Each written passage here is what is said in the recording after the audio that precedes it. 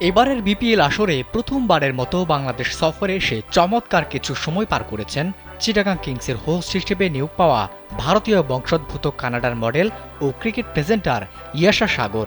সুন্দর বাচনভঙ্গি আর ব্যতিক্রমী উপস্থাপনায় ইতিমধ্যে বাংলাদেশেও তৈরি হয়েছে তার ব্যাপক এক ফ্যান বেজ। টুর্নামেন্টের অল্প কয়েকদিনে শুরুর দিকে ওয়েস্টার্ন ধাঁচের কাপড় পরলেও ধীরে ধীরে তাকে কয়েকটি ম্যাচে দেখা যায় বাঙালি নারীর প্রতীক শাড়িতেও। এছাড়া পড়তে দেখা গেছে সালোয়ার কামিজও।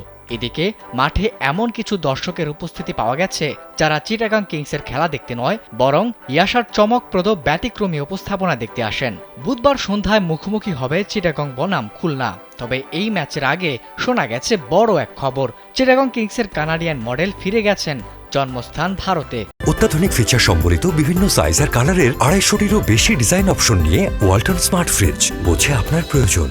এদিকে খবর পাওয়া গেছে টুর্নামেন্ট শেষ হওয়ার আগেই ইয়াশার এমন সফরে মন ভেঙেছে কিংস ভক্তদের। এখনও ফাইনালের রেসে তার দল, তবে এই ম্যাচে উৎসাহী দর্শকদের সাথে আর মাঠে দেখা যাবে না এই মডেলকে, কারণ চিটাগং কিংসের সাথে তার চুক্তি শেষ।